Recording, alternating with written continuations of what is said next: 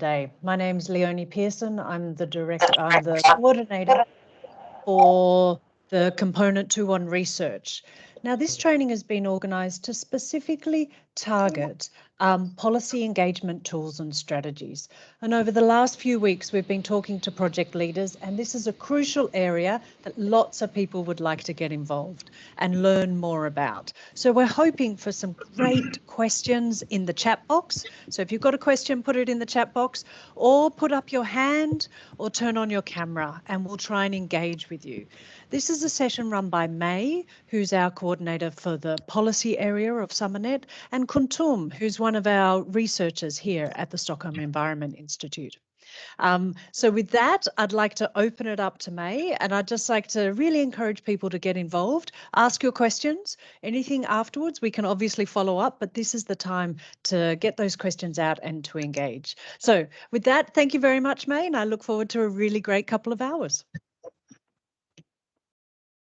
Okay, thanks, Leonie. Thank you, everyone, for joining. And thank you to those who are brave enough to turn on your cameras on a Friday morning. So I think a lot of you know me. My name is May, and I work with Kuntum on policy engagement at SEI. And I'll leave Kuntum to say a few words about herself before we get started. Hello, good morning, everyone. Thank you for joining us Friday. Thanks, May. My name is Kuntum Melati. I'm a research associate in Stockholm Environment Institute from the policy cluster. Yeah, I'm happy to be part of this training and hope we will have fun together in this training. Thanks.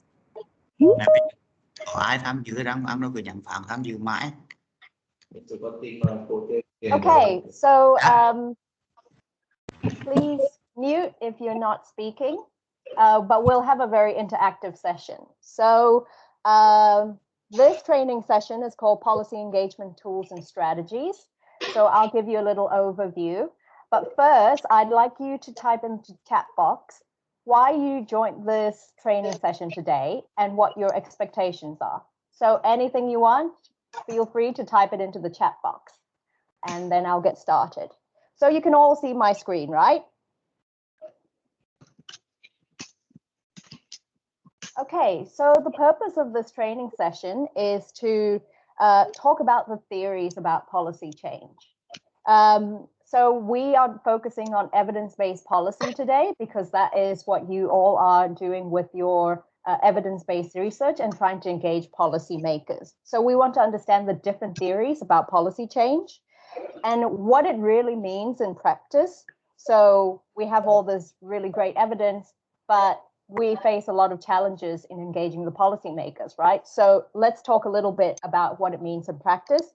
We'll give you some practical tips that you can use in the field in engaging with policymakers. And we'll also give you some tools that you might already be familiar with, but these tools you can use in your research and in your policy engagement work. And then we'll have an interactive discussion. And then interspersed along in the presentation will be poll questions so that we can engage with you more. But of course, we want to hear from you in the chat box, and we really want to have it be a conversation. So everyone on the same page with me? Okay. So let's talk a little bit about evidence-based policy. So it's pretty straightforward. We're using evidence from research to support policymakers in formulating policy. So many of you are doing research on water resources management. So you're collecting data from your different research methods and then using it to support policymakers. But there are a few assumptions in evidence-based policy. So we think that there is a lot of value in logic. So in evidence-based policy, we assume that evidence is what it takes to influence and change policy. So that is an assumption in itself. There we place great value on logic, science, and evidence. We also assume that the policymaker is very rational, that they are going to change their mind based on scientific evidence.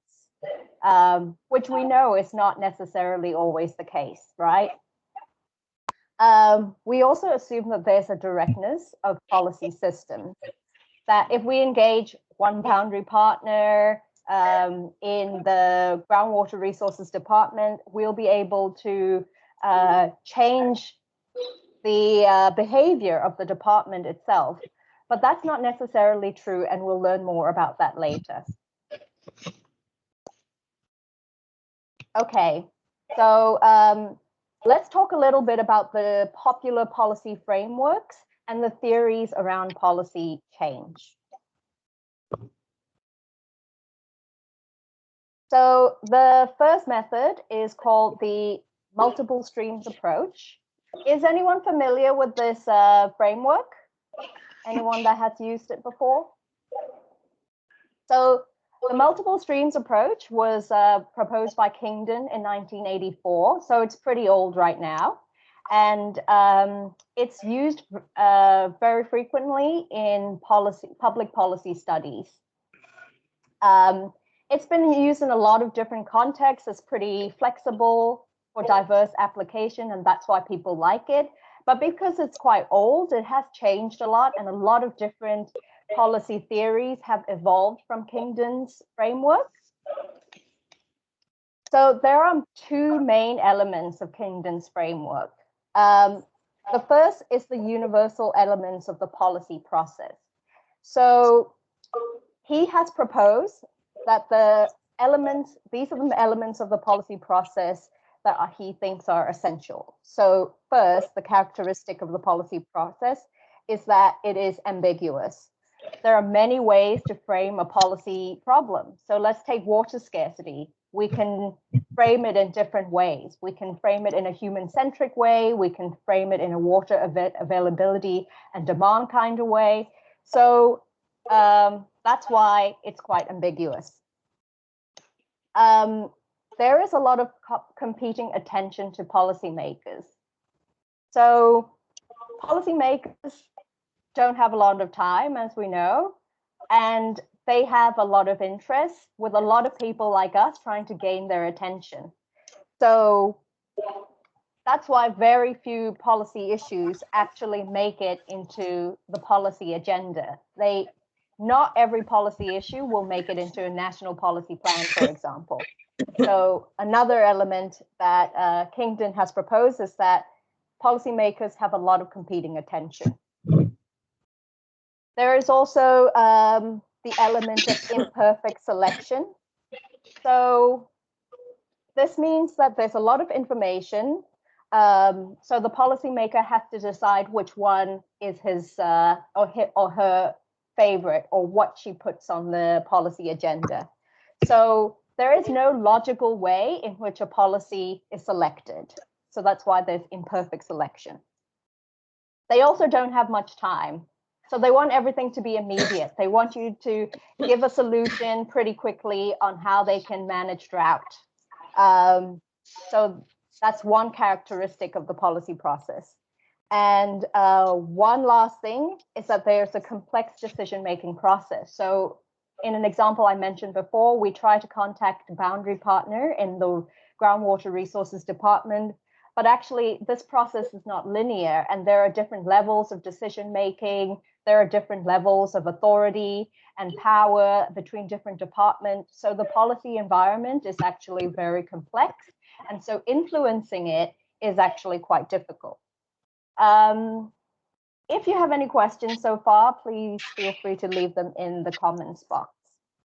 So in every slide, we've actually put down the reference and resource that you can use, because we would really like you to look at some of the journal articles that relate to some of the tools that we've provided. So Auguste sent a folder with all the references to journal articles earlier, and you can see that in this one, you can look at Carey and Jones 2016 for the application of the multiple streams approach.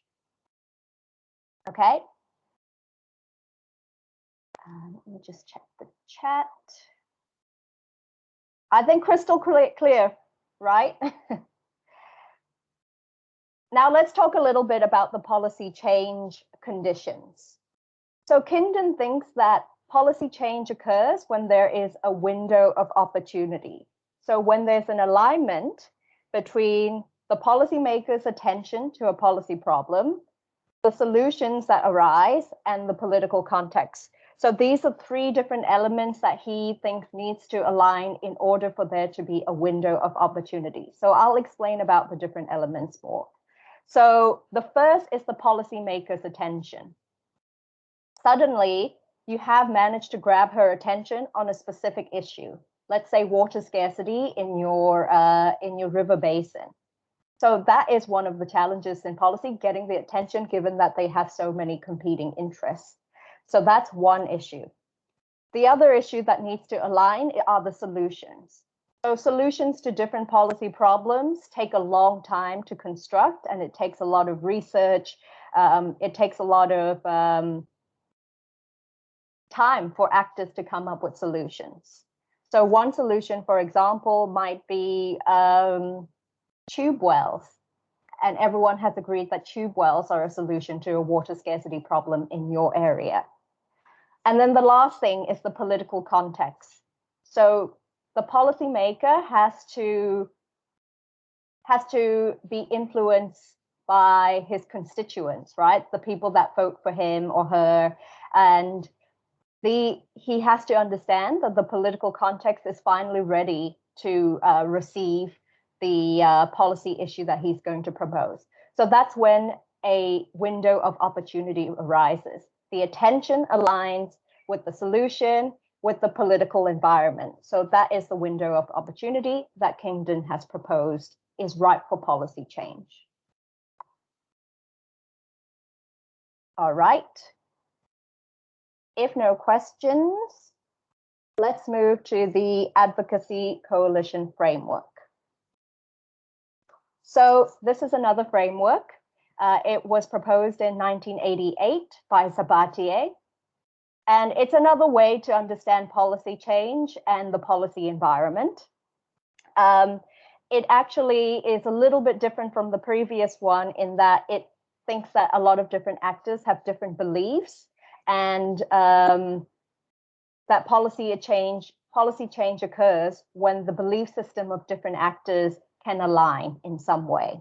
So let's talk first about the components of the Advocacy Coalition Framework. So within the Advocacy Coalition Framework, there are three components of the policy system. So it says there is a policy subsystem. The policy subsystem is diverse policy actors interacting within a geographic boundary. So for example, policy actors can be government, can be CSOs and NGOs, it can be members of academia, and these actors are all influencing policy. They have their own interests, and they are operating within a policy subsystem. So a policy subsystem is a geographic area. So for example, Dr. Yang Yang and team are looking at the Bang Pai area. So that would be the geographic area and the policy subsystem that they are working on. It also defines that there are relatively stable parameters. This is basically the scope. So if we go back to the Bang Pai example, it's a geographic area. The population, you can understand that the population is pretty stable, and also the social structure is stable. So this is what Sabatier defines as a relatively stable parameter.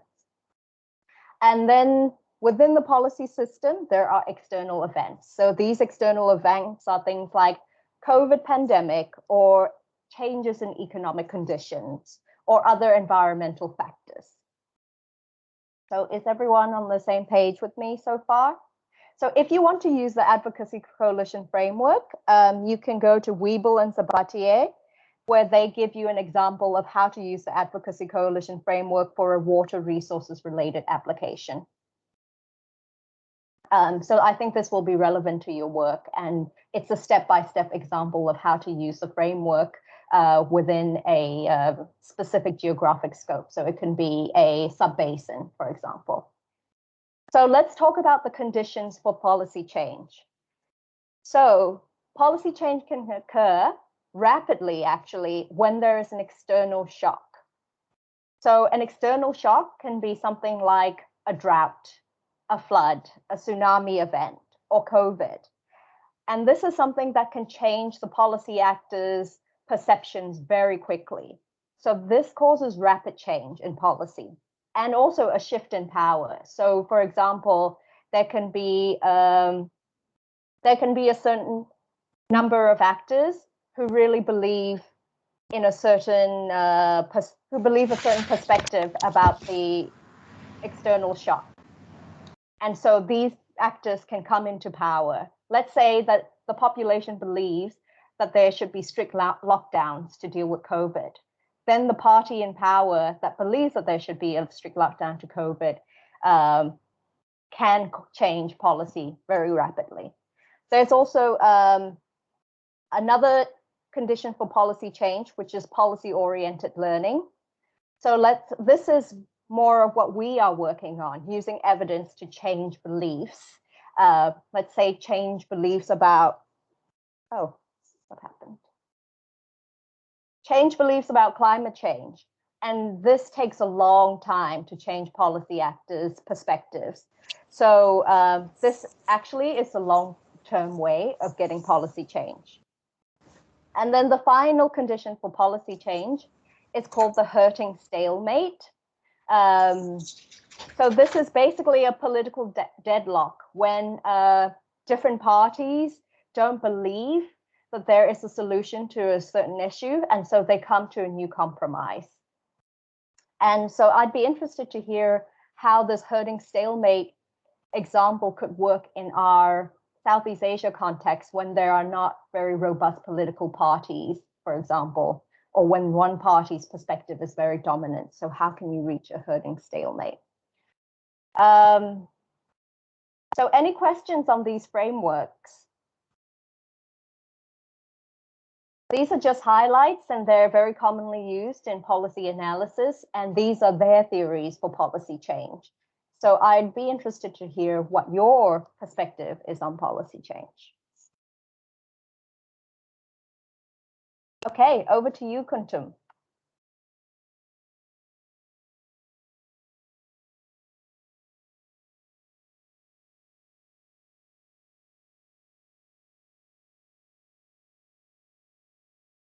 Are you on mute, Kuntum? True. Sorry. Hello, everyone. Can you hear me? Yes. So I will. Yeah. Okay. Thank you. So our next. Thank you, May, for the explanation. So our next session would be more interactive. Agus, could you help us on getting the poll up, please? So there, as May explained, so we have learned that policymakers have various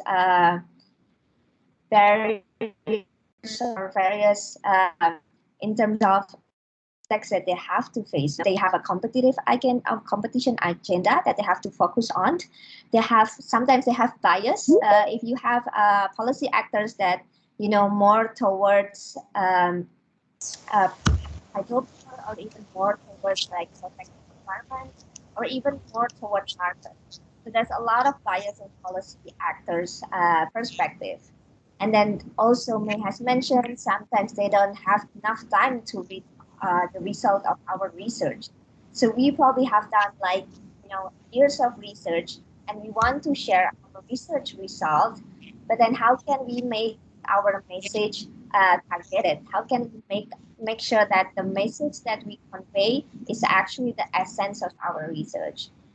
And we have also learned that one of the approach that we can use is to have that window of opportunities on how at first we need to get the attention, and on how can we get the attention. Now we can show you some of the poster that is happening here in the region. So I want to ask for your opinion if you could join us in this website called PFox. So if everyone could go to the PFox app and put the ID 189-186-839 and put your poll from the three poster of information that we have shared. Which one do you think that can actually have the strongest message? So please let us know if you could not access the app or if you could not join. And then again, there's no wrong or right answer for this. So this is just a different information on how people convey their message. But we would like to know, like, based on your context or based on your experience, which one do you think that actually will suit you most? So I think we will leave like a few minutes for people to share this. Yes, so let us know if you could not access this.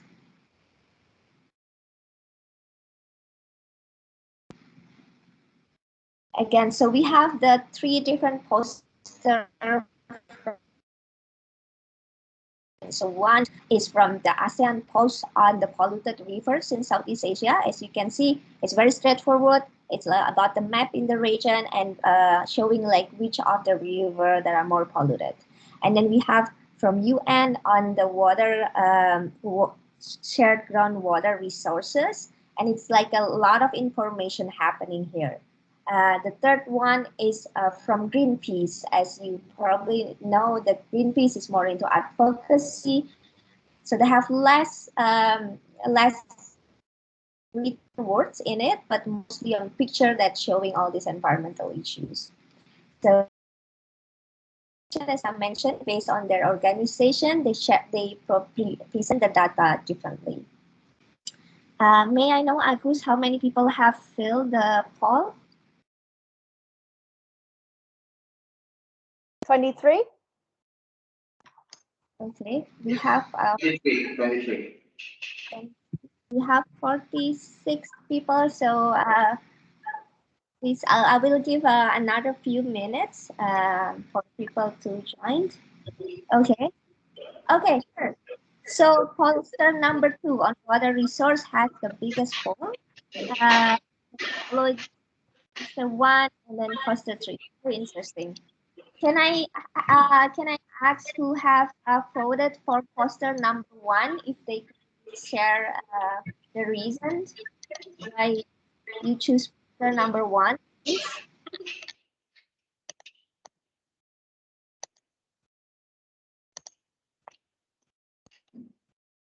Can anyone share who voted poster number 1? Why do you think that poster number 1 is gaining your attention? There's no right or wrong question, so don't be afraid.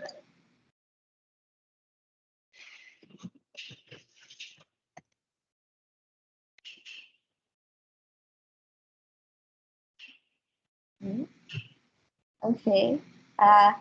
If there's no one yet from poster number 1, how about poster number 2? Anyone for poster number 2 want to share their opinion?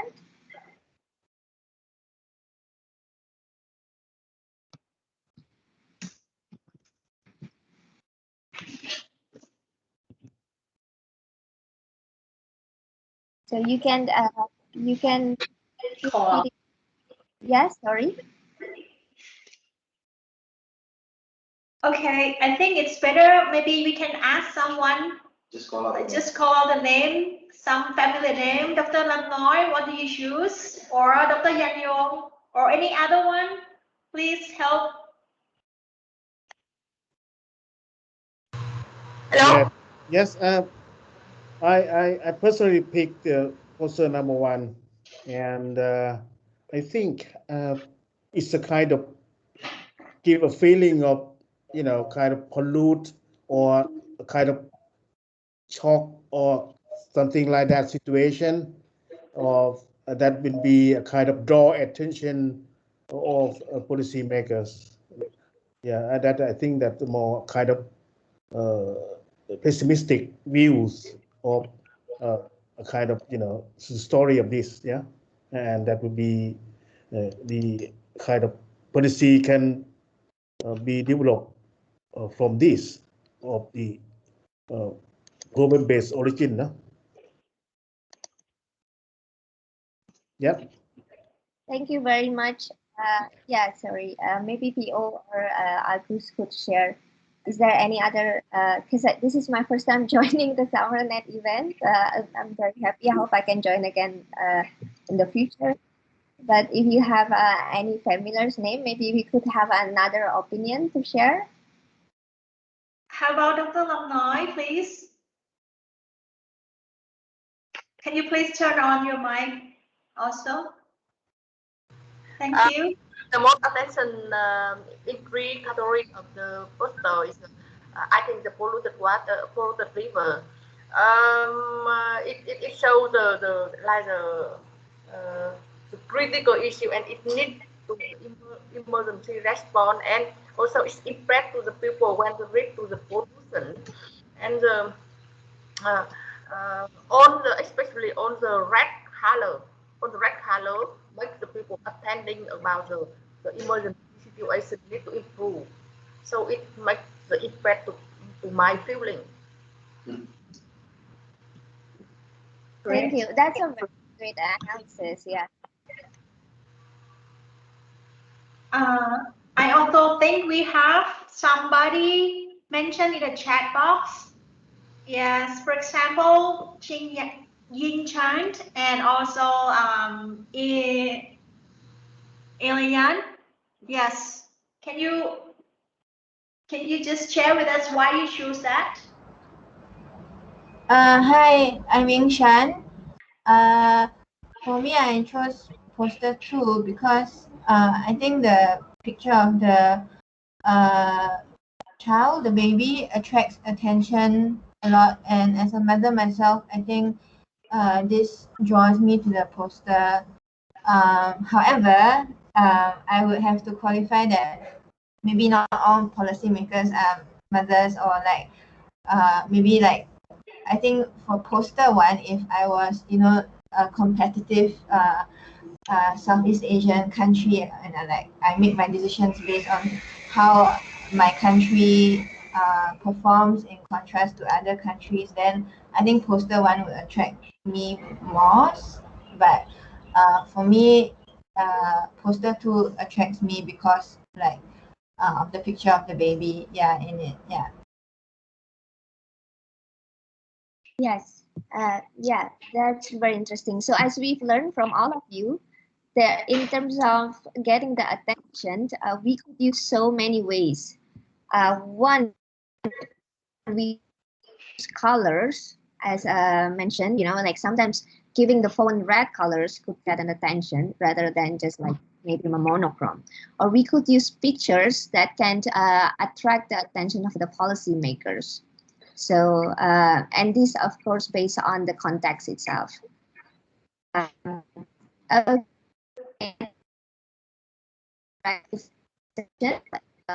May you could continue.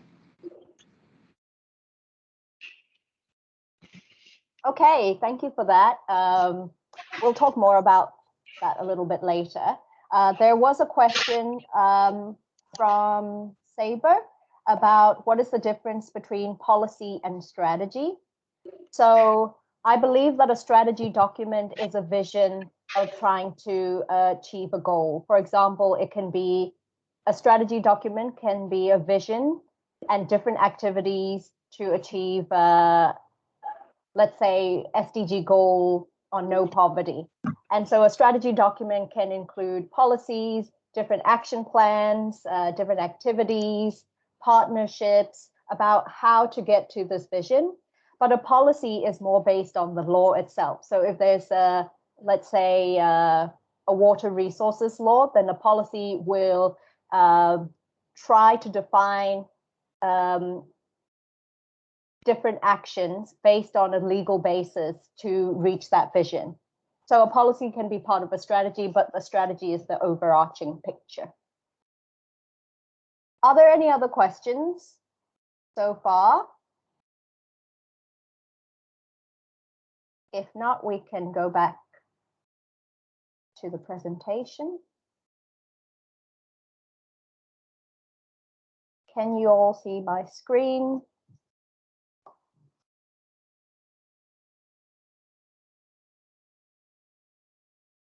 Okay, let's talk about policy engagement in practice. I think we talked earlier a lot about different theories about change in policy, different actors that are involved.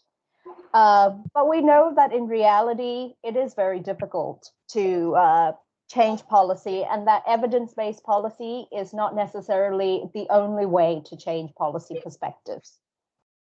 So going back to Kingdon's theories, I think he highlighted a lot of different elements that are still true today, even though he came up with his framework in 1984, that apply to the policy process. So first is the preferred evidence. So your target policymaker is subject to bias and subjectivity. So for example, in the poster that we just in the posters that we just showed earlier, a lot of you were interested in the second poster because it had an emotional appeal. Someone said, I'm a mother myself, so I really care about issues that relates to children. And so there is a bias and a draw of individuals when you're trying to change their minds. Some people are drawn to science-based evidence. Let's say if you're approaching a researcher, maybe you want to use statistics about a certain issue to demonstrate your point. But some people prefer more anecdotal evidence about the lives of farmers who have been affected by drought or people who are displaced by flooding. That is more like anecdotal evidence, and there are different ways to sway a policymaker, and there is no right or wrong answer. And as Kuntum showed earlier, there is also the format. Many of you really liked the second poster because it was clear, it was emotionally compelling. And so that kind of messaging is really different from a journal article, right? We don't have that kind of messaging in a journal article. And so it's really important what format that you use. And I think Rajesh has talked a lot about this, on how to communicate your research findings. The other element that Kingdon talked about was information overload. So policymakers are just thrown with so much evidence on so many different issues. One day they're supposed to make decisions on drought. Next day they're going to make decisions on flood. And they have so many different interest groups that come to them saying their evidence is the most valid, that their solution is the most valid. So it's very hard for them to make a decision about what is the most important. And also, some of them will probably have a very narrow scope of focus. So some of them might only concentrate on groundwater, and maybe they only concentrate on tube wells. So if you're trying to approach them about a different approach, it might not really resonate with them. The last issue is that the policy environment is very complex, that if you approach let's say the DG, for example, he still has to report to the minister. So there's a lot of power dynamics within policymakers and tiers of power. So the process is not straightforward. Just going straight to the DG alone will not get policy change. I think we also know the importance of scale, right? So in many of our countries, decentralization is not really very straightforward. So many times it is a very centralized system. And even if you want to make change at the local level, the national government has to be involved in many ways. So the evidence of the article that I want to point you to is Maine 2018 for an overview of policy to practice. And it's really, really interesting.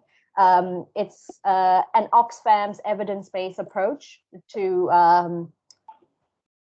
how they have influenced the reduction on poverty over time. Okay. If you have questions, please type them in the chat box. So we do have recommendations for researchers, which you may or may not have used already in your research. So the first is knowledge. you should understand the policy context and your audience. So understand the power and authority of an individual. So a DG will probably have more authority than an officer. There are also key issues that the policymaker will be interested in. So you as a researcher should understand what are the key issues. You can reference national documents, you can reference action plans and strategies to try to understand the key issues. You should also understand the diversity of solutions. You can be proposing one solution, but what are the other solutions that are important and useful that should be considered? As well, you should consider the different pathways. So there are different ways to influencing policy, and maybe a coffee with a policymaker might be a more direct way than trying to make a presentation in Parliament, for example. So that you have to understand. I think Rajesh talked about this a lot more yesterday, but I think it's important to understand how to communicate your message. So we just said that presenting a journal article to a policymaker is not really ideal because there's so much information there. So the way that you frame an issue. So just now, the post number 2 framed the issue as children's livelihoods and children's well-being are dependent on safe water. So that is a really important way to frame a message. And then also have a clear key message of what you're trying to pitch. So there's an article on communicating effectively with policymakers that I would really like you to read, because it talks about effective ways of communication and it uses psychology too. So for example, people from psychology studies, people will only understand stuff if they're familiar with the information already.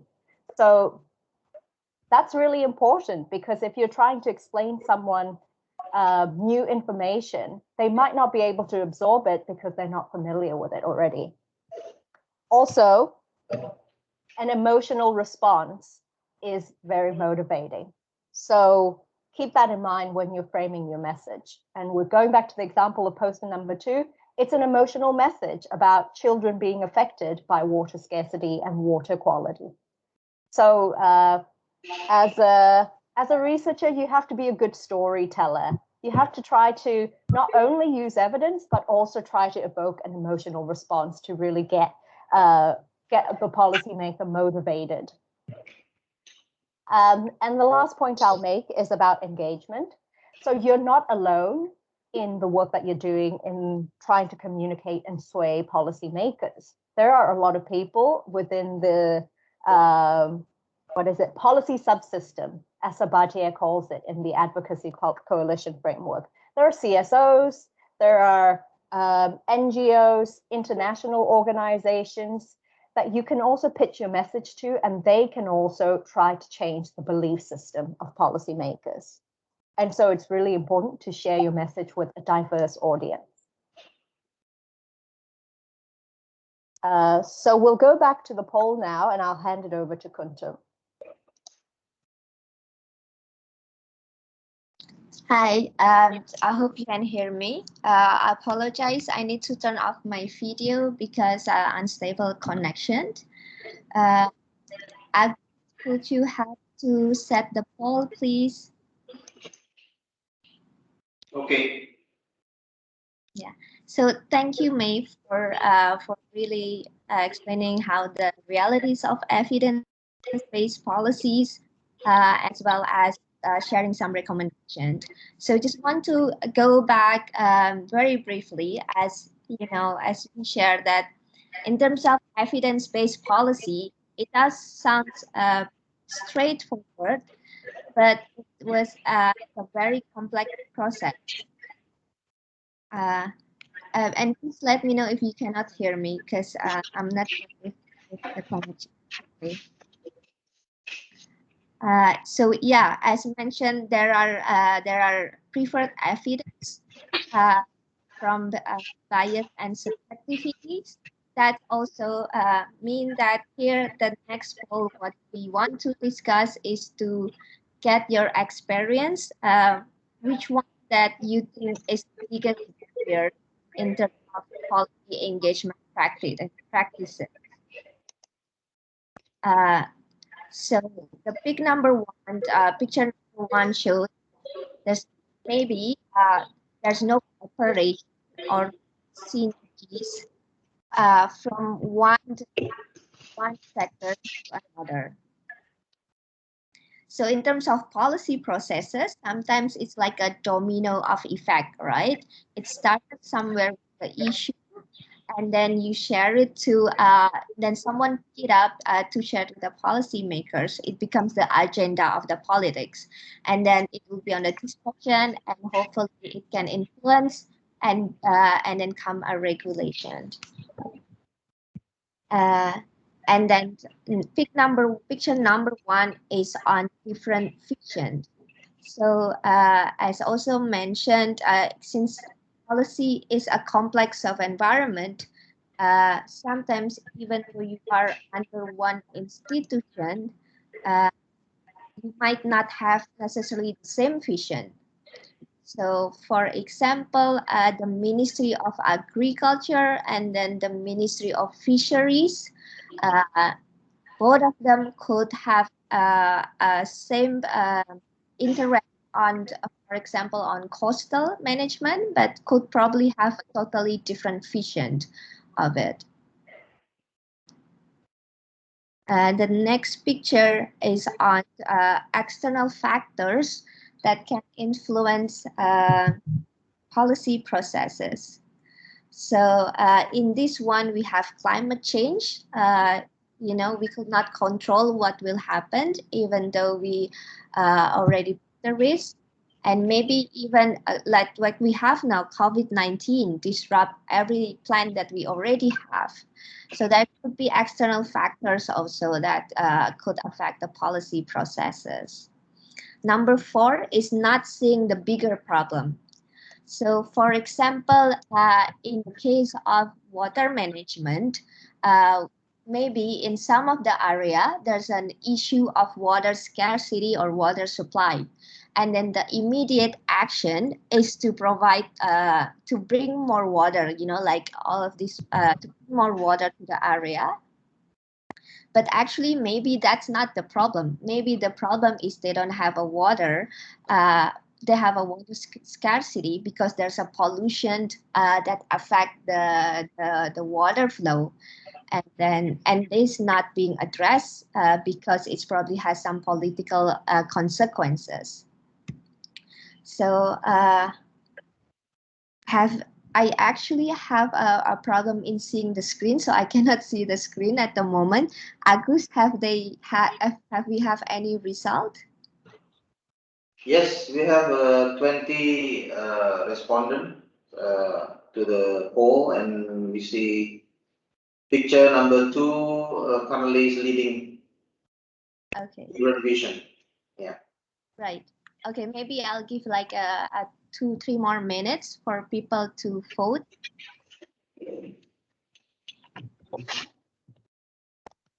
And Kuntum, I'm not sure if you can see the chats, but we have a couple of questions. Yeah, we can try to answer after the poll. Yeah.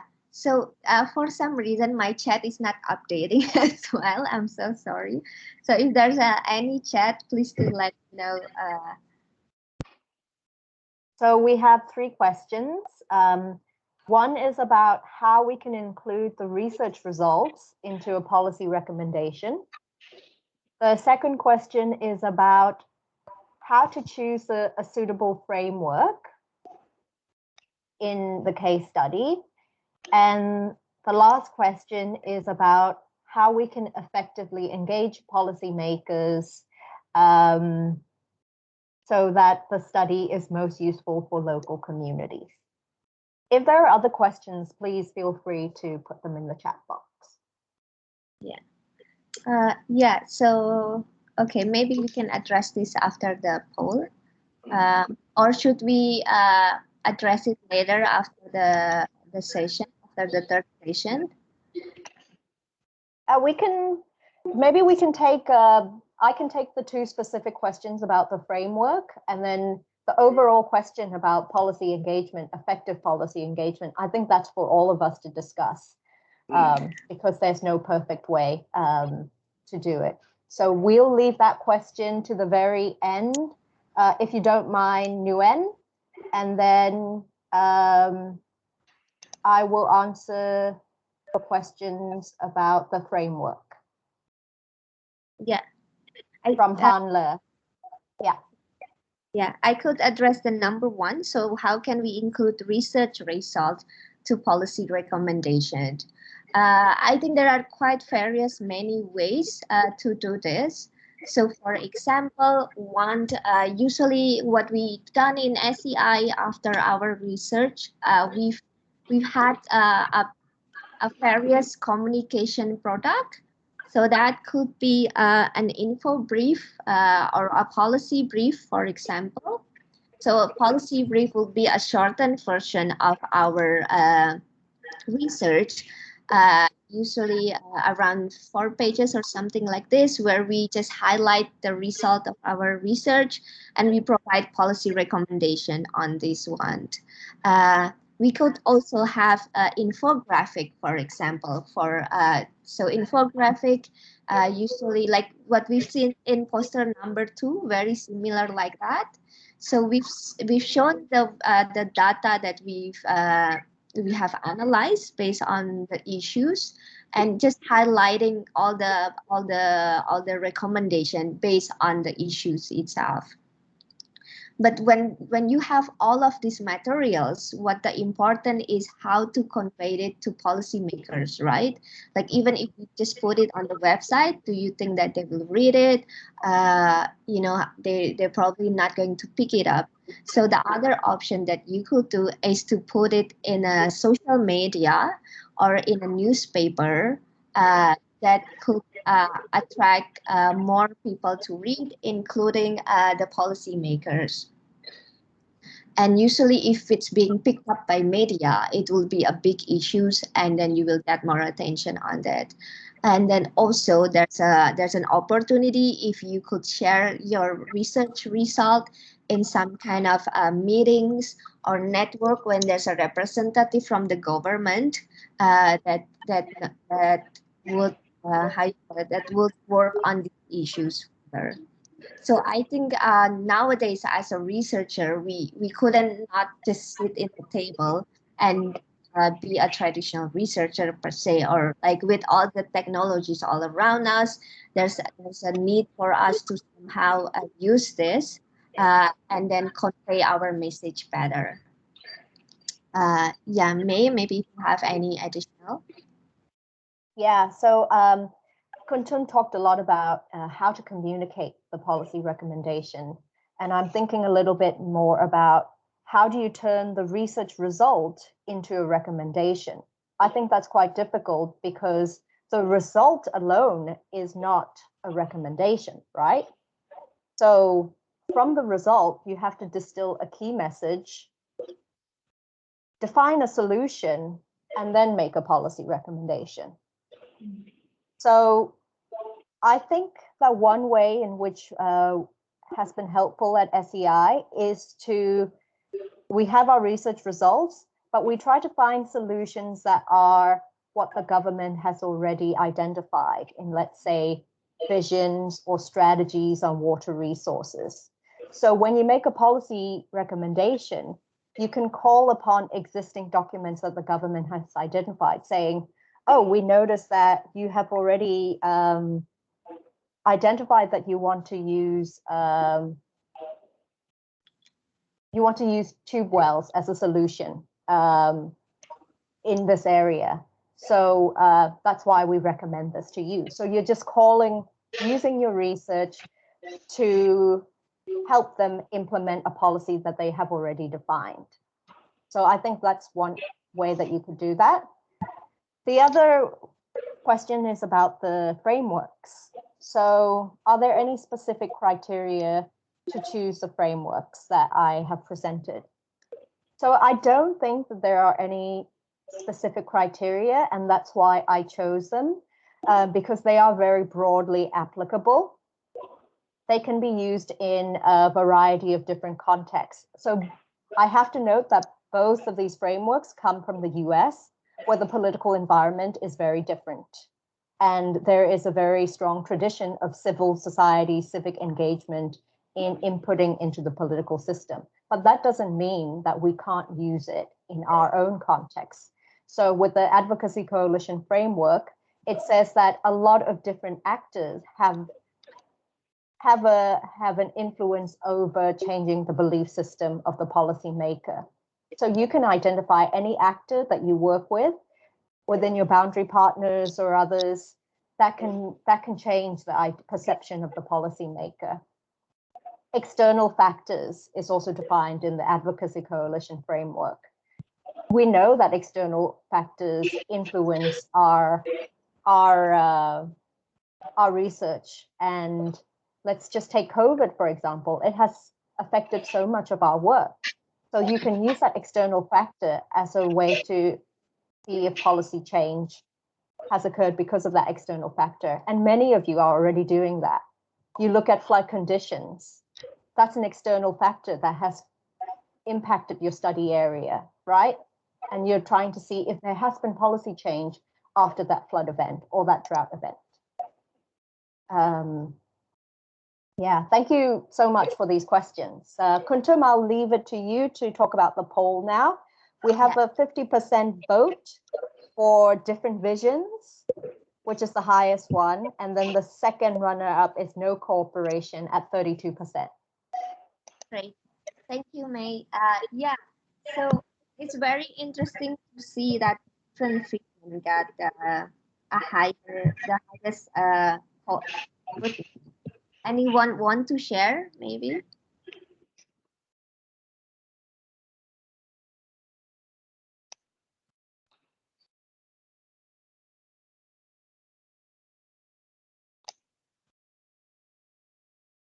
So whoever has voted for different visions, can you explain why you chose that? Maybe we would like to hear from the WICA team. WICA, Konkan, or any other ones would like to share with us?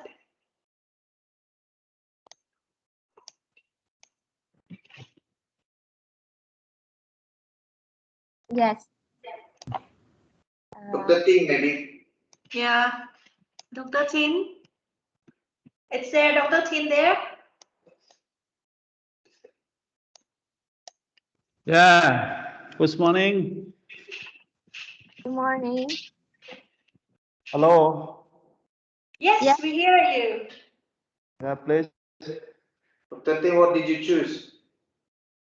Yeah, I choose the picture number 2, different vision. Could you share why you choose this? Is it based on your personal experience? Yeah, I think the biggest barrier in policy engagement practice is different vision, because normally the policy maker they have like the vision for the whole country or for the whole resource practice with different purposes. Especially when they design a policy, normally it achieve or to implement something like macro objective or macroeconomic socio-economic development goal or something like that. However, as the let's say the grassroots level or the policy influencer, normally the different people from different sector, they have different view or different benefit in access to the resources. Let's say water. For example, farmer maybe they just for their crop, agriculture for the fishing, or the factory for the like the production. So different stakeholders, they have different view or different vision about access to the resources. Why the policymaker, they have very macro one, so that's why they find very hard to incorporate different vision different stakeholders into policy. So that is a big barrier in terms of the engagement policy or turn our research recommendation to the policy making. Yeah, is it my idea about the, sorry, is it my explanation for my selection? Picture number 2. Thank you very much. Yes, yeah, that's very true. So as you mentioned, there are a lot of different stakeholders that involve in policy processes. And as we learned from the previous slide, also when May mentioned that there's the advocacy coalition framework, for example, in a policy change condition, there might be a stalemate, right? So when there's a different vision from the different stakeholder, it could affect the policy processes. It could reach a deadlock, and then you need to negotiate and compromise out of it. So mostly these come from the internal factors of on how to have the policy change itself. Yeah. Anyone else? Maybe one more person if want to share. I think Saber Masumi is very active in the chat and has a comment. So would you like to speak up, Saber?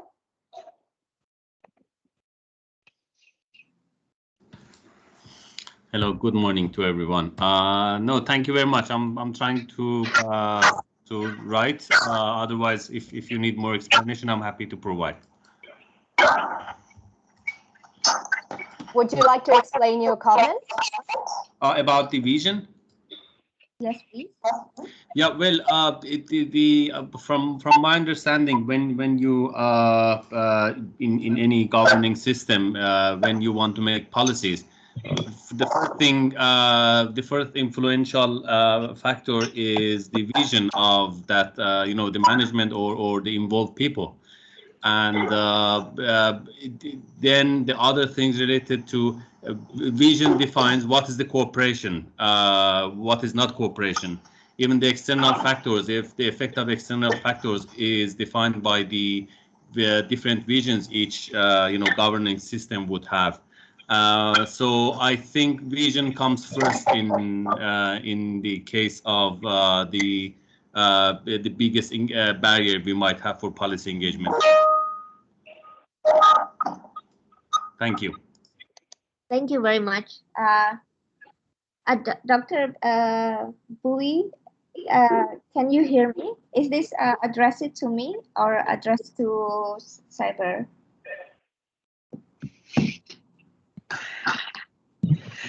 Would you please turn your mic voice louder, please? Because I try with one, the bit louder, but I hear your voice very quiet. Oh, okay. I'm Dr. Tin, I can hear her very well, so maybe it's your volume as well. Yeah, I'm in the maximum already. Unfortunately, but yeah, I hope you can hear me better. So Chayanis also mentioned that there's a common problems in balancing development, right? So when we talk about, for example, sustainable development, we always try to manage, like how project is environmental friendly, but then at the same time it's social inclusive and also enhancing economic activity. So all these could really have an impact on the policy change. And if you have a different vision, it could even lead to, like having policy actors that cannot align their actions with the vision that they have. So yeah, as we discuss on all of these barriers, we will slightly then enter, we have these barriers, how to actually, how to minimize the risk, or even how to identify these barriers before we start the research project or the policy activities that we're going to have. Hence, I think if there's I think we can move to the next slide. Sounds good. I'll just quickly answer the question about indicators that Saber asked, because I think it relates to the advocacy coalition framework and the different frameworks. Mm-hmm. Okay, so the question was about what are the indicators that show that it's time for policy change? So these two different frameworks don't talk about specific indicators, but they talk about conditions. So one way is for you to come up with your own indicators around the conditions that these frameworks define. So the multiple streams approach talks about conditions that show that there's a change in the political context, that the solution is defined, and that the perspective or the attention of the policymaker has been captured. Now, in the Advocacy Coalition framework, there is an external shock that can cause change. So maybe you can define what are the different conditions within this external shock. Does magnitude matter? Let's say, does the number of people affected, for example, lead to policy change? And the two other ones are about policy-oriented learning. What are the different kinds of evidence and information for the policymaker to change their perspective about a certain thing? It takes a lot of time. And then the hurting stalemate, which is what Kuntum talked about earlier, that what are the conditions in which a new negotiation or a compromise emerges? Okay, so I think these are all the questions about the frameworks, and if no other questions, we will move to a session about tools. Yes, sorry. Go on, Kuntum. And I think we are, for this session, we've noticed your question on how to engage or effectively connect with policymakers to explore common interests. So maybe the tools that we will share in this session will have to address this question, but I can also answer this later. Yes, does that sound good? So then we could move to the next, which is the policy tools of engagement and impact.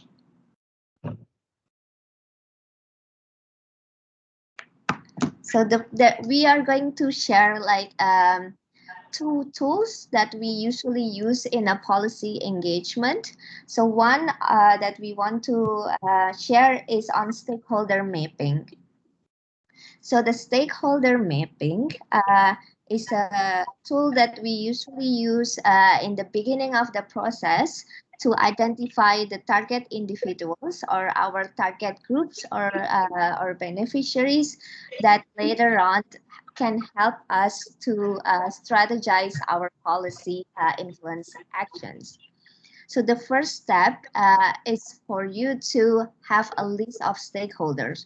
And this could be a very, like a very complex process, because then you usually have the tendency to list as many as you can related to your projects. So for example, if you're working on water management in a coastal area, for example, then we will list smallholder fisher folks, Ministry of Agriculture, Ministry of Fisheries, even the middlemen, and then who own the land. So all of these actors, all of these people that have the stake in the site that, or in the issues that you're going to work on. So that could also be NGOs that are working in the areas, even village leaders sometimes, and who benefited from who used waters in the area. And after that, if you see here, we usually have the diagram or the matrix. It's an influence an interest matrix. So we need to identify who has the highest influence and who has the highest interest based on the beneficiaries or the actors that we have listed. So here you usually have and divide that into a four quadrant, right? If we started from the bottom on the left, it's people who have a low influence and low interest. So you see the green part. This is considered the least important because one, they have a low influence and they have low interest. But that doesn't mean that they are not part of the project. So they are actually have the biggest opportunity for us to transform them to the upper level. So then what we should do with these people who have low influence and low interest, right? So what we should is inform them via general communication. And that could be through a newsletter, that could be a project update. But our main objective is to move them either the yellow one or the pink one. And then move to the upper level when we have people with high influence and low interest, which is the blue one. With this stakeholder, it's important to meet their needs. What does by that? It's to engage them and to consult them because they have the high influence. And then again, the main objective is to get their support and then make them to be in the quadrant on high influence and high interest. So the main key player is the one that have high influence and high interest, right? The pink one. So strategy in terms of policy influence should focus in this group. If it's possible, involve them in a governance and decision-making bodies, engage with them and consult them regularly. So what we've learned during this process is a lot of time people try to put everyone in the pink one. So all the government bodies in the pink one, all the NGOs in the pink one if their area. And so you have to be careful because you don't want to overwhelm. But for example, you have of Agriculture, Ministry of Irrigation, Ministry of Environment. Ministries actually have say or have a regulation or have access in making the decision related to the natural resource management or related to coastal or related to water.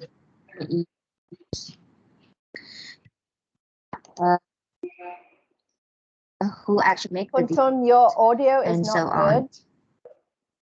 Oh, okay. It's breaking up a little bit. Hello, is this better? Sorry, is this better? Yeah, I think so. Can you hear me? Yes. Yeah. Hello, can you hear me? Yes, yes. Okay. So yes, so that's on the stakeholder analysis. I think the next one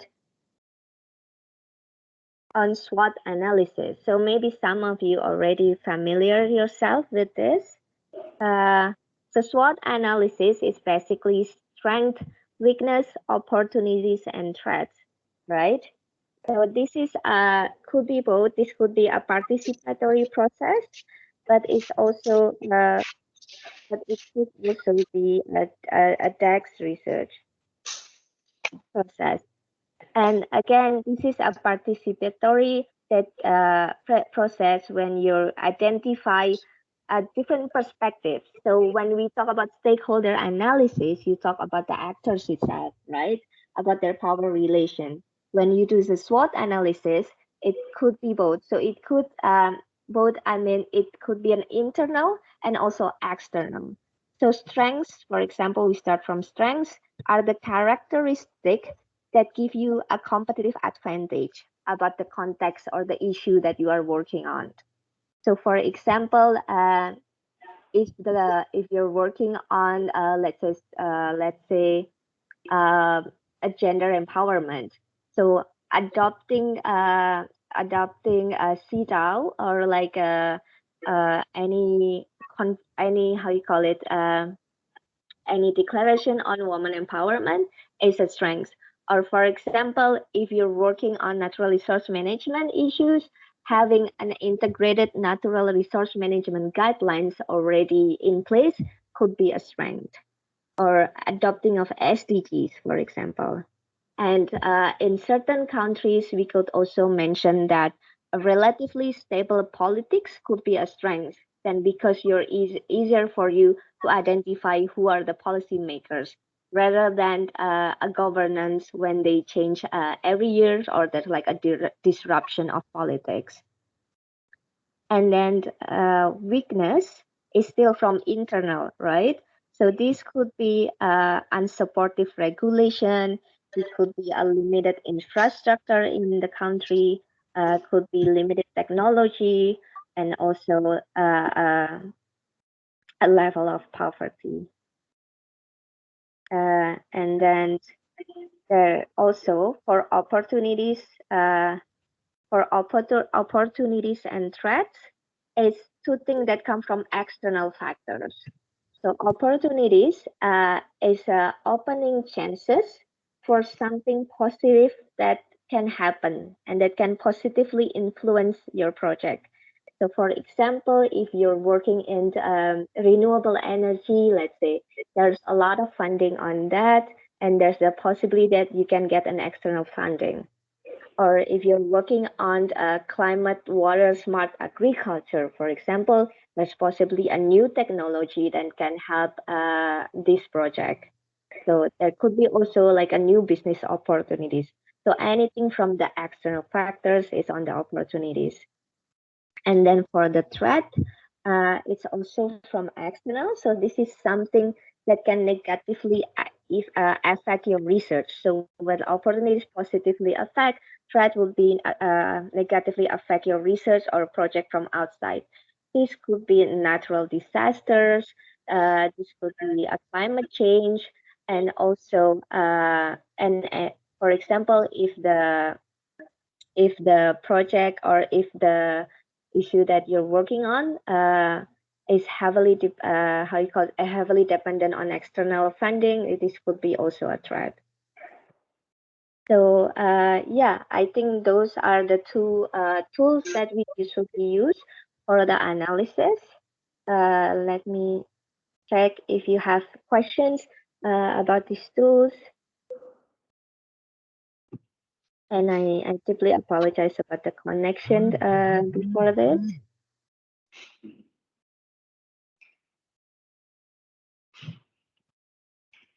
So if you have questions about the stakeholder mapping and the SWOT analysis, please let us know. I assume that you're already familiar with these tools.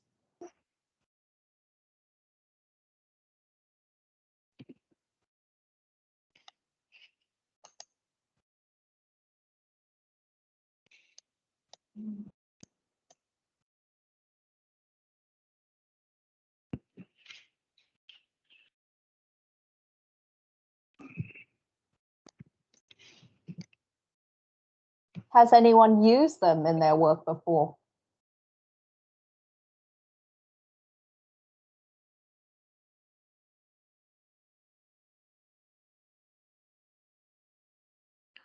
Okay. I think it's very quiet over there. I don't know what happened. But I would like to just make some active discussion. So maybe I can call out someone from Thailand, Dr. Sutian. Dr. Sathian Chunta, I think I saw the list here. Would that be possible for you to speak out on the feedback of these tools, Dr. Sathian?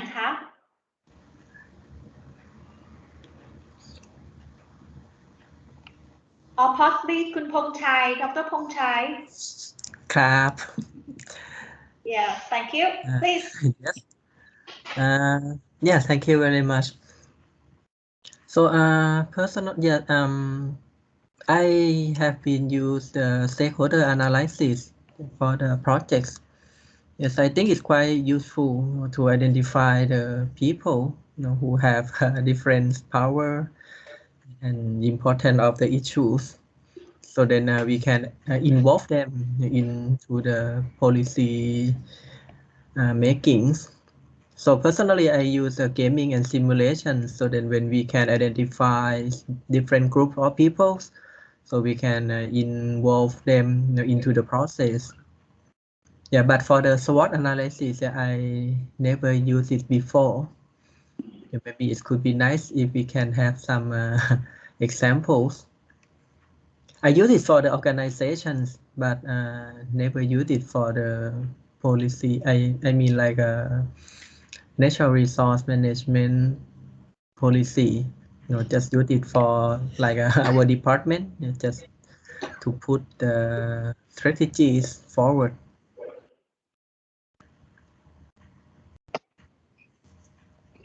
Okay, thank you. I think we also have another familiar name, Dr. Van Pham. If you like to feedback anything about the tools here, please. Or anyone else? Good morning. You hear me? Yes, thank you. Yeah, thank you for very useful tool for policy engage.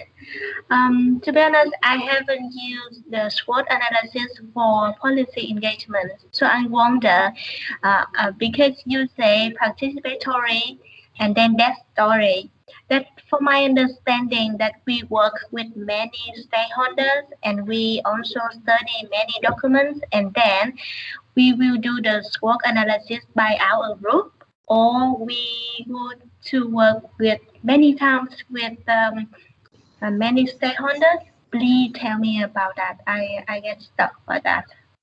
Yeah, thank you.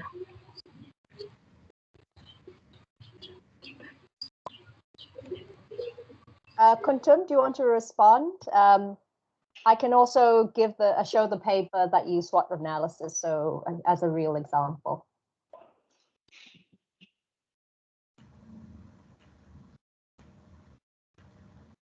Okay, so maybe I can go first. So I think both of you talked about how do we actually use SWOT analysis.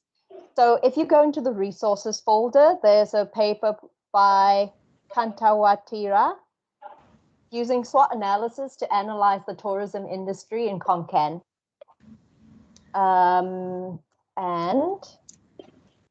what they did was quite simple.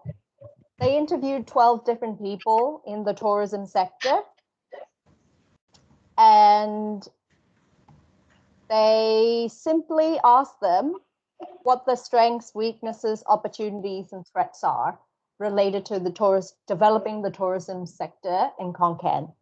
So Kuntum mentioned that you can use the SWOT analysis as a desk work where you identify the strengths, weaknesses, opportunities, and threats yourself, or you can use it in a very participatory way, like they did here. They used it in key informant interviews where they asked stakeholders about strengths, weaknesses, opportunities, and threats.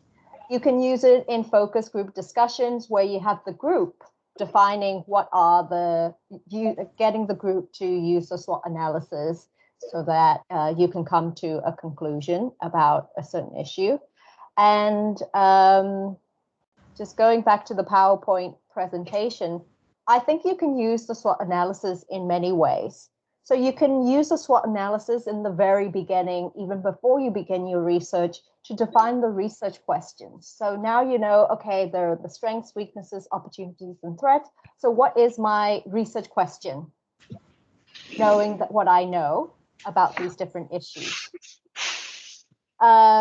You can also use it to define relevant policies, maybe, to look further into. So you can try to define the strengths, weaknesses, opportunities, and threats, and identify different policies based on the stakeholder perspectives, and then drill down into specific areas that you want to further define.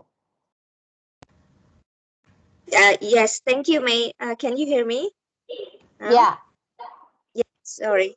Yeah, I just going to second May on this. So we got to mix methods also, right? You could do it internally before you start, and that give you at least a perspective. But then also you could do it with stakeholders, so you can also validate what you've internally analysis with the stakeholders' perspective as well.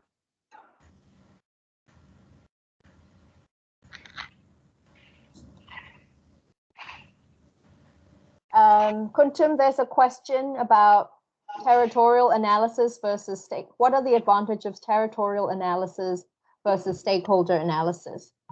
What do you mean by territorial analysis?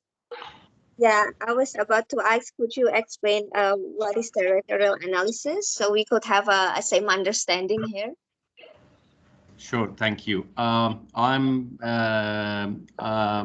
specialty is water management, and in our work we have a new discourse as hydrosocial territories, and it talks about how because in our normal stakeholder analysis we have a I'm sorry, there is a microphone which really doesn't let me talk. Could you please turn it off?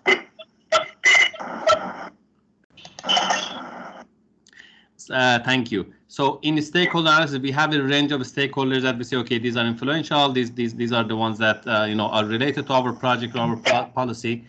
But when we talk about like water, you might sit in Argentina, but what you do affects something in Indonesia. And because your imaginary territory is different from your conventional definition of stakeholder.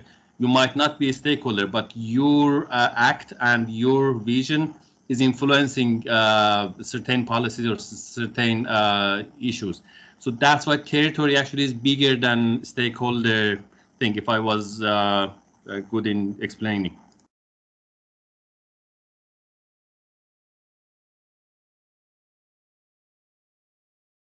Thank you. Yeah, no, I think that's very clear. So I think what we in SEI, when we mention about stakeholder, we basically refer to a person or an institution or an organization with an interest or concern over something. So as you mentioned, this organization who sit in Argentina, if it's actually affecting or have interest or have influence in our topic directly, so we would consider them as a stakeholder. And again, when I think, as my understanding, what you mentioned on territorial and also stakeholder analysis is probably very similar in a way. So it could be on the first step is like listing all these stakeholders, right? As I mentioned, and then when you put it in the quadrant, then you will know like where should we put this organization. They probably have a lot of high influence, but then it also depends on the context, as you might know more on the interest that they have. So for example, I would say one of the donors from one of the coastal management project that I was involved previously in Indonesia. They are not based in Indonesia. They are based in their own country, right? However, they are actually the biggest funder of any projects in the region that we are having our project is. And their funding was not directly related to coastal management, but their project that they're funding affect the river and the coastal there. So we do include them on the list of stakeholders. we include them, I think at that time with the public consultation. So we had like a series of public consultation when we do a stakeholder mapping. And maybe this is what I need to mention as well. There's a limitation on stakeholder mapping. So it could be a very complex and a heavy labor day, because when you do a public consultation, means you involve, you try to involve all these different stakeholders, so they could identify themselves, and also they could share maybe if there's any stakeholder that we failed to identify, and it could be a very long and complex process.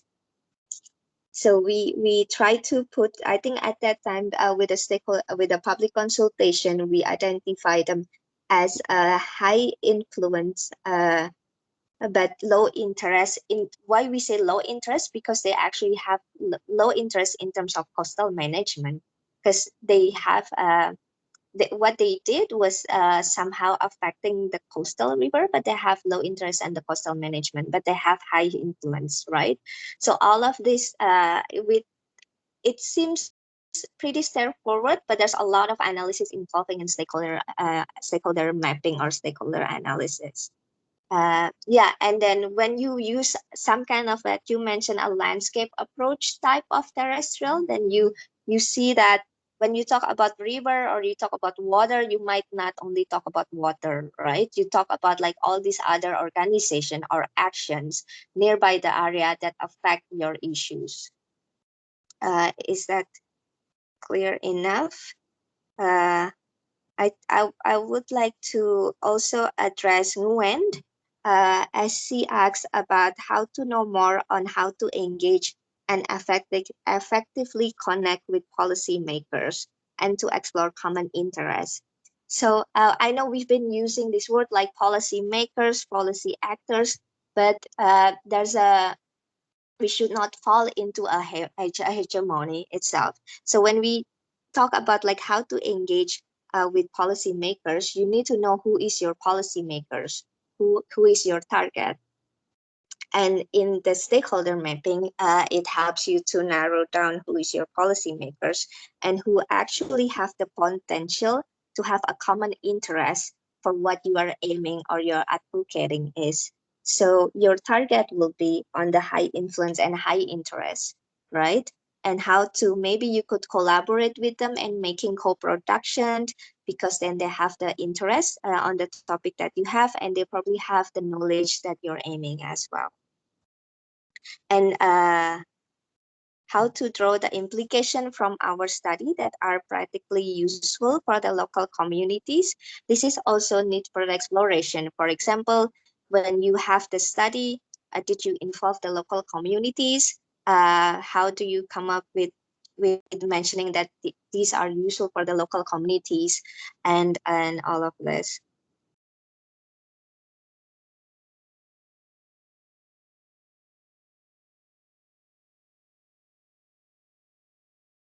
Yeah, is there any other question that I haven't answered? Yes, thanks a lot. Yeah, thank you.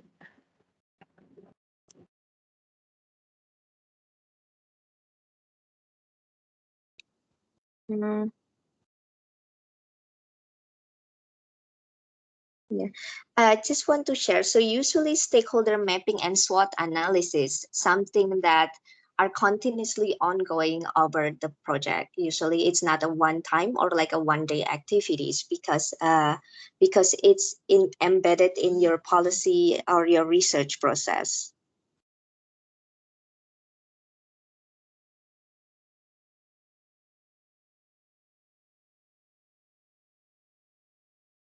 All right. I think there are no further questions currently, but I really would like to go back to Nguyen's question about how do we actually connect to policymakers and explore common interests. So I know a lot of people here are interested in this topic. Are there ways that you have managed to engage policymakers that you think works? What do you think are the challenges that you have faced? If I may share one experience as well in engaging policy process. So very recently, I was involved in a policy brief with all other organizations. We are having a policy brief on food systems. So the issues that we bring, so you always start with the issues, right? The issue that you bring is on food system in Indonesia, because the government is going to expand, have a project on rice intensification in a peatland area. And when they're doing this, of course, there's a lot of environmental issue involved there. There's a water management, there's a chance of drought, a chance of like high yields going to failed, and also it's a monocrop that we are also not really in favor of. So what we did is we had our initial draft, but then we mentioned to the Ministry of Agriculture in Indonesia that we are going to have this brief. Then we shared our brief to them, to the Ministry of Agriculture that are responsible for this. And we asked them for input before we published the brief. But then again, we were able to do this because we were involved, and we have a connection with them from the previous project that we had. So we're not a total stranger to the Ministry of Agriculture. But the tricky part is because the regulation or the policy that we want to advocate, how you call it, it's because they don't want to get blamed, or they don't want to get the negative publication, right? Because their policy is on rice intensification, and what we are saying in our policy brief, our recommendation, is to have a more biodiversity in the food system. That your policy on rice intensification might not be the best one. But I think this comes into the very beginning question when we said how can we formulate our policy recommendation, right? So what May also mentioned, the idea is you can identify the policy that already happened, and then they usually have a policy that you can refer as the best a best practices, or the policy that can scale up. So I think when you have the connection or relation with the government, it's like walking in a thin ice kind of. So you have to be very careful sometimes that you don't really attack, or that they don't feel like they're being attacked, but then involving them in the process will give you a very different perspective. And even you can share that, for example, when you talk about local communities, right? When you involve them in the process, you involve them in a consultation process when there's a local community. So you give a platform when they can actually hear from the local communities, and giving based on the data itself. So having a backup of science data, having a local community's perspective, and also involving and engage them in the process could help in sharing that common interest. But yeah, maybe other participants also have other experience that could share.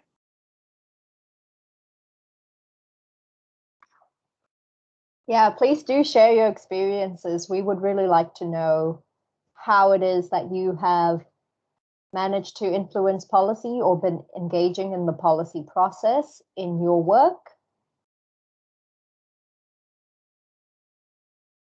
So Nguyen, can I actually call on you, because you mentioned that you're using a knowledge co-production process as a way to engage policy. How is that experience going, and do you feel that it has been effective in influencing policy? Hello, thank you for inviting me to share some experience. Actually, I would like to learn, and today I learned a lot of lessons and a lot of great experience from this training. Sorry, can you hear me well? Yeah. Okay. Yeah. Yeah. Yes. So far for my study and our project, we try to in the beginning to engage stakeholder, like so people who engage for many, I mean, depend on the topic, but it's really have, for example, for water scarcities and like water use in agricultural production, then we have a lot of stakeholder, let's say local farmer, though are there, yes, and so also local like authorities, and especially those who really engage like local extensionists, people who work in the I mean local department related to irrigation and also agricultural production, and also even the Department of Environmental and Natural Resources. So those people are really they have a lot of experience about what happened at the area, and they can when we talk to them and engage them, and also like whenever we have the chance, we organize some kinds of meeting and focus group with them to understand deeply about a key issue. And also, I would like to really learn from you, and also in my case and our project, we also try to connect with some key academic researcher. So I mean local researcher, especially during the pandemic. Like we can travel sometime, but sometimes it's really difficult due to the I mean the time that, like for example, in our home city have some kinds of regulation for people that we cannot travel. But we want to know something or want to explore some aspect of a key issue, then we can connect with the local researcher, and they are really dynamic. I would say they're really helpful, and they help us a lot to explore more on that issue. And one of the things that we can also do with us, we collaborate with some kinds of university that are located at that area, and we have some kinds of co-guiding for the thesis student, for instance, and that they can also help it to really go deeply into the field when we need more information, and that way also help it a lot. For the co-production, like that you mentioned, so initially at the beginning when we draft the idea about the study, we try to get the idea from different stakeholders. By networking. Actually, networking is really important. Yeah, and then we can invite them to engage in the first draft, and then the next round when we have some key idea already, and then we invite them again, but to really focus on some key issue like and research questions. So if it's relevant for the site, and as I mentioned that we would like to have some kinds of study, but also practical I mean implication that should come from the practical issue of the site. Yeah, and then also along the way when we organize some workshop and meeting, we also try to like invite people like from different kinds of sections and different stakeholder that are engaged also in the beginning, but also along the process. If there are more stakeholders that are involved, but here, like key stakeholders involved, we also invite them and we learn a lot of knowledge, experience from their expertise, and for the cooperation, I think we until now we have not really a lot of difficulty in cooperation because people are really nice actually. Yeah, and that is somehow we try to, yeah, but I also would like to learn a lot from the training, and today I would like to thanks to you all a lot for sharing really great lessons and experience. Thank you. Thank you. Kuntum, would you like to respond? I have some thoughts as well, but would you like to go first?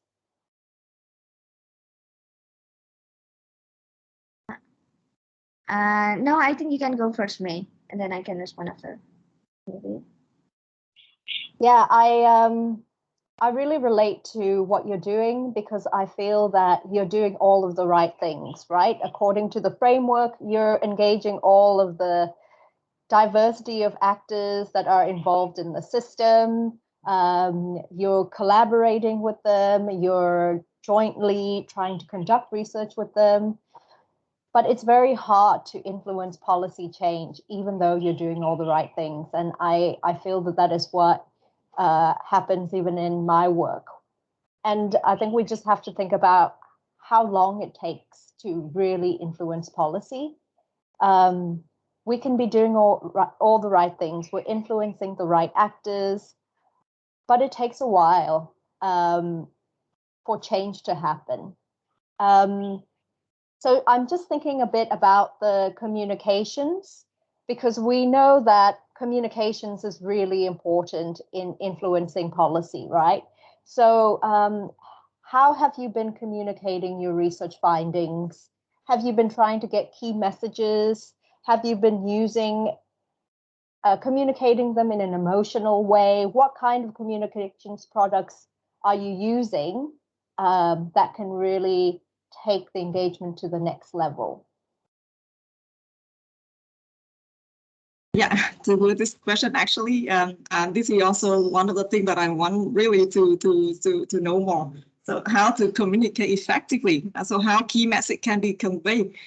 Because I learned a lot from today that you say it really depends on the audience and on their interests. Yeah, and also in our field, like now we also have to learn a lot about this because and I also I think and I learned a lot today about a different angle that we have to think about. Yeah. And then how to delete the key message, especially when you say like not to really overloading people with a lot of information, but how to select it is really difficult. Yeah. Right. Especially now that we know that if the way that we receive information is very specific to an individual, and some people like scientific evidence, some people like stories. So I know Rajesh is online. I don't know if you'd like to comment on this about communicating effectively, because Rajesh, you're the expert on comms, and you have some comments on how we should be communicating in the field. Thanks, May. Forgive me if I don't open my camera. My internet connection is not so great. We've gone through some of this in our communications training about communicating to different audiences. And when it comes to policymakers, I think Kuntum made an important point about identifying the policymaker. So you don't think of policymaker as a homogeneous audience. There are different levels, there are different scales, but there are also different kinds of people. There may be light agencies, there may be regional people. So one thing is to not think of it as a homogeneous audience, tailor it to whom you want to communicate to, and then when. So it's both think of the audience and how they can receive the message and when. So a quick example would be, and following on from what was being discussed, if you had a local level meeting and your local body was coming, local administrative body was coming, obviously you'll need something simple for them to understand what you're doing, also something that the local communities can help with to discuss. So you may maybe figure out a graphic with some simple things that say what the project is, what you're trying to do, and what you would ask them for help.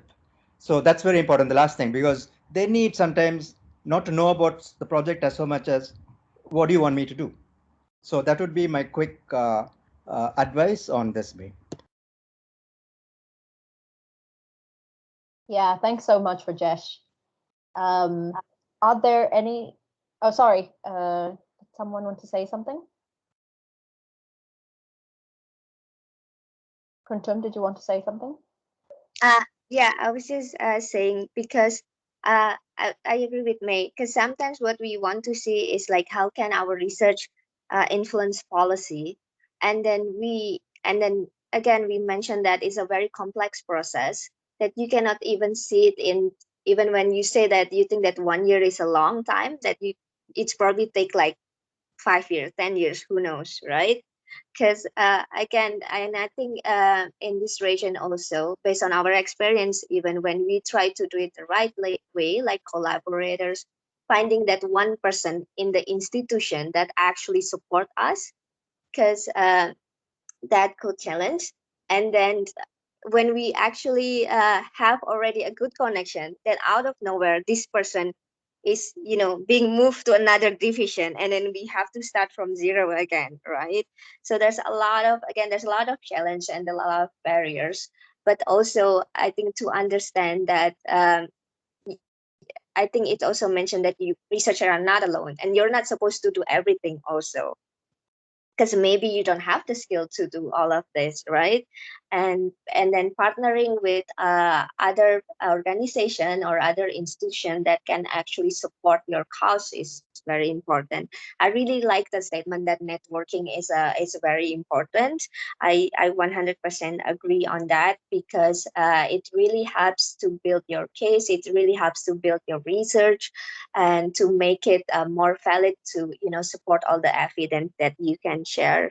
And also, if you see again the poster, it really reflects who their audience is, right? Like the ASEAN post on the air polluted water, it's very how you call it, it's very research result kind of area, that like, okay, this is the amount of the pollution in each of the water, but then it's like, look at the map, there's not so many emotion involved and things like this. Well, the UN with the children, with a lot of information, some people might look at it and think it's too much, like the information is too overwhelmed, but some people would have a more connection to it. And then with the Greenpeace, as they are more advocacy, they want to show like if you see the poster, you get the feeling right away, right? You got like all these issues happening there, the issue of renewable energy, the issue of waste, the issue of pollution in the fisheries, natural resource management. And again, this is just one of the example from Greenpeace, but I think if you look into online, there's so many more of their poster that are more eye-striking, that might not be in the favor of researcher, but they do get the attention, right? And so these are the different ways of communicating and getting the attention. And I think it really depends on the style of the organization that you work with, or even your researching style on how to present the data. Thank you, Kuntum. I think, Leonie, did you want to say something? No? Okay, then I will call on Ajahn Yan Yong, because you mentioned about your experience using boundary partners straight from the beginning of your project to influence policy. Can you share with our audience here what your experience has been so far? Yes, thank you, May. It's in my case, the Joint Action project. It is about the development of flood mitigation policy in the city, and that it is really difficult. And we from the start we mapping stakeholder before we getting off the project here. We mapping the stakeholder first, who is the decision makers and who is the policy actors at national, provincial, and in the city itself. So we gather and identify those, and we discuss with them individually, and some interested to join us. They're interested in the flood mitigation policy, but they don't want to join us. Someone, that is a too small project. It is lengthy, thing like that. It's not their style, thing like that. So, but there are some that they'd like to join us, and then from that point of view, and from that point, we work out together with as we assign them as a boundary partner, and we learn with them, and discover figure, numbers, things like that, the damage, the kind of, or even the track back of the any kind of good practice locally, and then we come up with, you know, kind of share vision. So we will walk together ahead and to kind of, you know, and that one thing. Another thing is that most of them from the first phase are government officers or government decision makers, DG, for example, and another group that, you know, those impact communities themselves. This is very sensitive and very kind of angry, get angry from the, you know, officer, you know, they got treated badly during the flood, you know, that kind of thing. So we have to, you know, do something that keep them, you know, kind of informed and, you know, motivate them to join us with a very proactive and positive thought. And at the end, we invite them and successfully pick up some of them to join hand with the government authorities. And that's, I think that what we talking about here, the tool, the stakeholder analysis, it's really important. In my sense, in our project, we use this from the right start to identify partners, you know, and that it easy from there, and, you know, we can move on kind of policy strategy development to be add on the kind of national flood mitigation policy, or even the provision of that missing something that we all, our group identify that we will propose to do something new that missing and can help those victims. This is the kind of, but for the SWOT, I think I in my sense, no, I think that if we pick up some key strategy, or we already select the key strategy already, and that we may use the SWOT as a tool to refine the strategy, and, you know, which one is easy for the local government to implement, it's very difficult, something like that, and you know, to screening the policy choice. So this is what my understanding of the SWOT will be good for that. Yeah. That's my information, no? Thank you so much, Ajahn. I think you raised some really good points about your relationship with the community, how it helped the project, but also some of the political issues around the tension between the policymaker and the community themselves, and how you had to sort of broker between them. So I think we're going to run out of time. We only have 5 minutes left. So I think we had a really great discussion, and thank you everyone for participating and sharing your experiences and asking the questions. We'd just like to let you know that if you are interested in talking more about policy engagement in your project, what approaches you can take, how you can use some of these tools, how you can communicate more effectively, we can do a smaller group discussion. So please message me, Thazin Aung, may.aung@sei.org, and we can have a small group that's focused on policy engagement in your project if you're interested. So maybe Nguyen, maybe Dr. Yan Yong, I think you would be really great resources because you're already so far ahead in the policy engagement work. So we can talk more about how we can engage you further. So I think, Leonie, I will hand it over to you. May I have some word, please? Oh, yeah, go ahead, please. Yeah. May I introduce myself? Please. You hear me? Yep. Yeah. My name is Duong Kam. I'm currently work for the LARIC, or we call the Fishery Research Center of Lao PDR.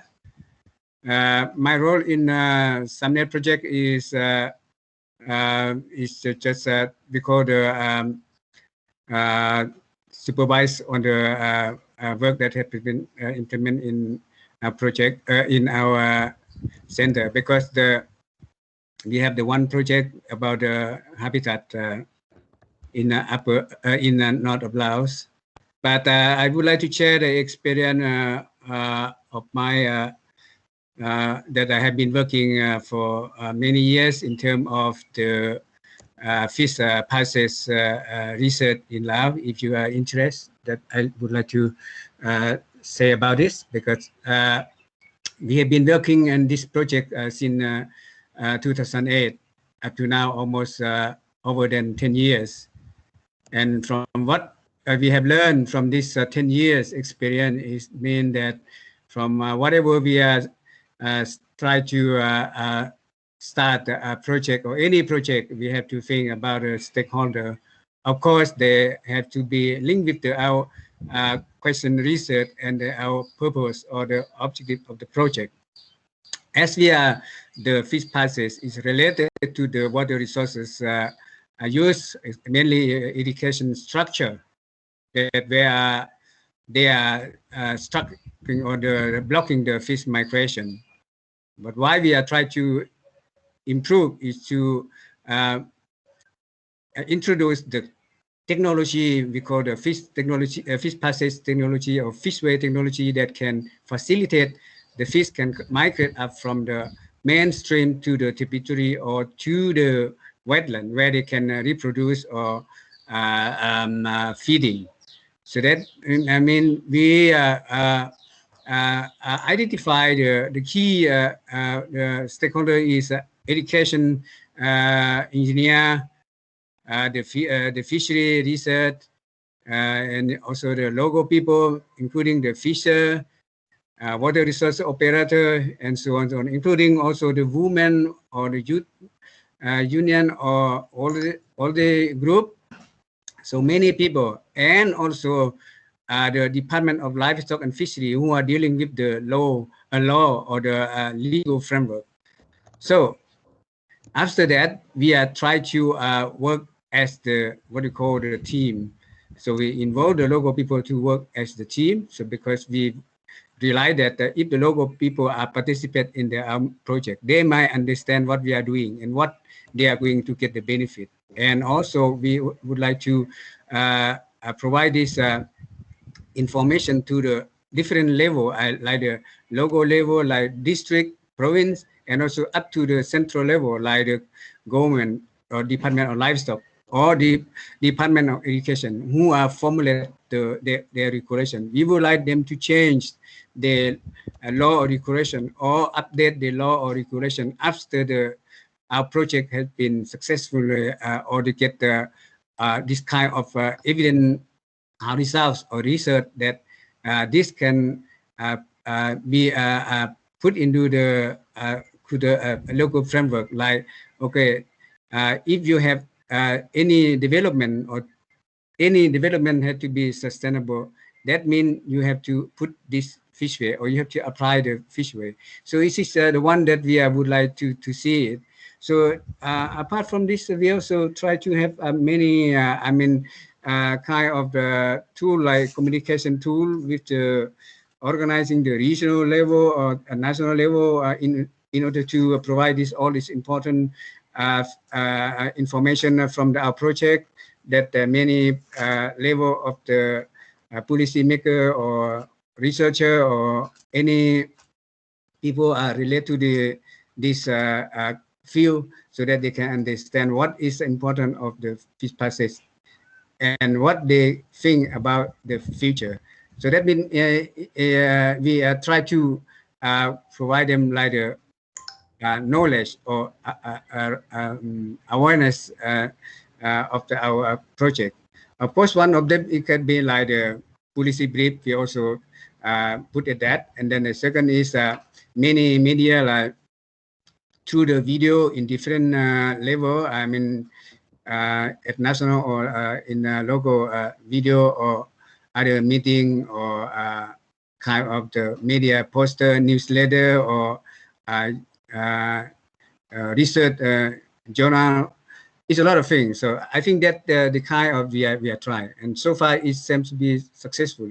We now is our project has not just only impact to the Laos itself, but we also impact to other countries like to Myanmar, to Thailand, to Cambodia and Vietnam, where they can use our results or research or experience can apply in their region. And hopefully in the Mekong region can be changed in terms of the thinking or the knowledge on the fish passes. And we hope that the sustainable development can be used and can be applied in this region. This is just only, as the time is too short, I just only to share my experience very short. Thank you. Thank you so much. And we'll definitely want to hear more and contact you directly about the impact that you're making. But Yeah. I'll hand it over to Leonie now. Yeah, you're welcome. Thank you. It was excellent to hear such good local examples of people that are having influence from their research onto policy. And a big thank you to May and to Kuntum to perhaps providing us with some new tools or maybe giving us a bit of framing to some of the things that we're already doing. Before I'd like to close the meeting, I'd really encourage everyone to jump on to the VVOX survey. If you open the chat box, which is the round circle with 2 lines in it, you'll see that there's a comment there that says click here to go to the survey, and that survey will provide us with feedback about what has worked in this training and what you would like to hear more of in the future. So please jump onto that before you leave the meeting. But just while we're doing that, I'd just like to maybe really highlight that May and Kuntum are offering to have either small groups or small mentoring type sessions into the future with the project. Is that correct, May? Yes, that's the intention. That's terrific. Can I suggest that one option is, because we all know that nations, the way that you influence policy is actually quite different, sometimes country to country. So one opportunity is actually for not only projects to get together, but perhaps national groups also to get together, because within a nation there's, you know, particular civil society organizations that might be good to partner with for advocacy work, or perhaps specific areas within government departments. And this was an idea that was raised by some of the project leaders. And so I'd like to also suggest that to May and the team, that if you're interested in a national based sort of discussion, then please let us know on that as well, because we can follow up on that. Are you okay with that, May? Yeah, that sounds really good and makes a lot of sense too. Yeah, awesome. Okay, well, I note that we're 5 minutes over and your time is very valuable. So we thank you for the few hours that you've had with us today. I know that there's been a good discussion, and I'd really like to thank both our presenters, but also all of our participants for really engaging, asking questions and sharing their experience. So a big thank you from SUMERNET, and also thank you from all of us here, and we'll see you again soon. Goodbye. Thank you so much. Bye-bye. Bye-bye.